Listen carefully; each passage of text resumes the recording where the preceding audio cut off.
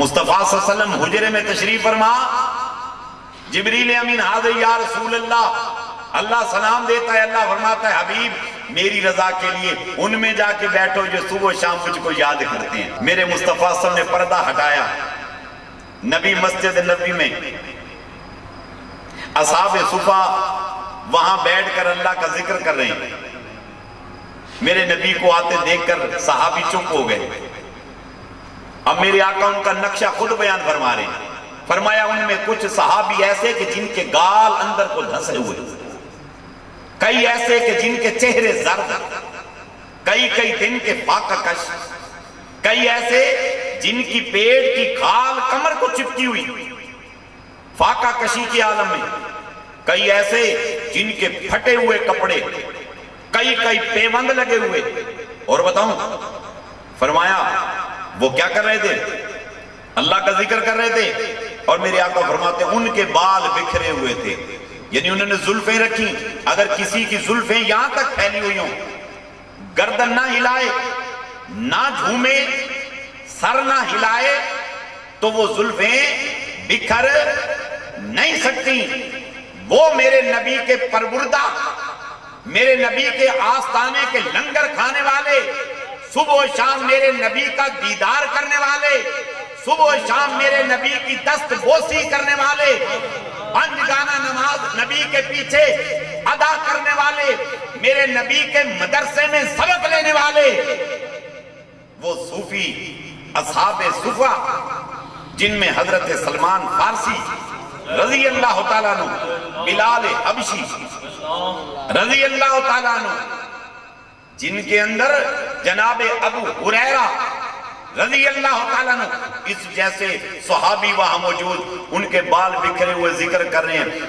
میرے آقا صلی اللہ علیہ وسلم فرماتے ہیں میں نے دیکھا ان کے بال بکھرے ہوئے تھے، ثابت ہوا زلفیں بھی تھیں اور زلفیں بکھری ہوئی تھیں، دیوانگی میں مولا کو یاد کر رہے تھے،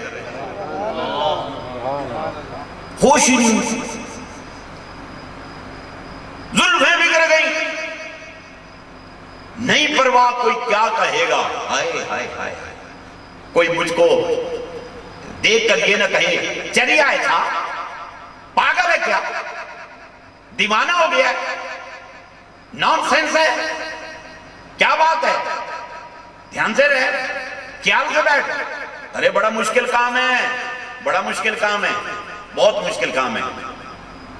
ہم لوگوں سے ادھار بڑی بھٹائی سے مانگتے ہیں، شرم نہیں آتی، ہم گالی دیتے ہیں، شرم نہیں آتی، ہم کسی کی غیبت کرتے ہیں مسجد میں بیٹھ کے، شرم نہیں آتی، ہم چغلی کرتے ہیں، شرم نہیں آتی، جھوٹ بولتے ہیں، اتنی داڑیاں رکھ کے، ہمیں شرم نہیں آتی، مگر خدا کا ذکر کرتے ہوئے شرم آتی ہے۔ ارے دیوانوں، ارے تمہیں صد آفرینوں، ہدیہ تبریک پیش کرتا ہوں، اس دور حاضر میں اللہ نے جنوں کی دولت تمہیں عطا فرما دی ہے۔ کہ بال بکھرے ہوئے، کون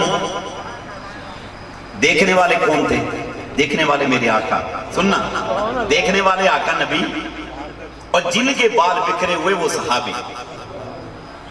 ایک صحابی کے مقام تک کوئی نہیں پہنچ سکتا۔ میں ساری زندگی ایک ٹانگ پہ کھڑے ہو کے عبادت کرتا رہوں نا، ساری زندگی ایک گناہ بھی نہ کروں اور ایک ٹانگ پہ کھڑے ہو کے میں ریاضت کروں، عبادت کرتا رہوں، میں صحابی نہیں بن سکتا۔ صحابی تو کیا، میں تابی نہیں بن سکتا، تابی تو کیا، تبا تابی نہیں بن سکتا۔ تبا تابی وہ ہوتا ہے جس نے تابی کو ایمان سے دیکھا، تابی وہ ہے جس نے ایمان سے صحابی کو دیکھا، اور صحابی وہ ہے جس نے ایمان سے نبی کو دیکھا ہے۔ لاکھوں عبادت کرتا رہے، ریاضت کرے، مجاہدہ کرے، جہاد کرے، تبلیغ کرے، سخاوت کرے، چاہے کوئی ملک کا ملک سخاوت کر دے، لوٹا دے، وہ صحابی بن سکتا نہیں؟ تو صحابہ نے کیا خیال ہے کوئی بہت ہی زیادہ جہاد کر لیا تھا؟ صحابہ نے کیا زیادہ ہی تبلیغ کر دی تھی؟ صحابہ نے کیا زیادہ ہی سخاوتیں کر دی تھی؟ ارے وہ کئی دن کے فاقہ کئی صحابی تھے، ان کے جسم پہ کئی پیوند لگے ہوتے، کپڑوں پہ پاؤں میں جوتی تک نہیں ہوتی تھی، دستاریں پرانی ہوتی تھی، اور روزہ رکھنے کے لیے ان کے پاس لنگر نہیں ہوتا تھا، افطاری کے لیے لنگر نہیں ہوتا تھا، سحری میں وہ گٹھلیاں چوس کر روزہ رکھتے تھے، اور افطاری میں گٹھلیاں چوس کر وہ کیا کرتے تھے؟ افطاریاں کرتے تھے۔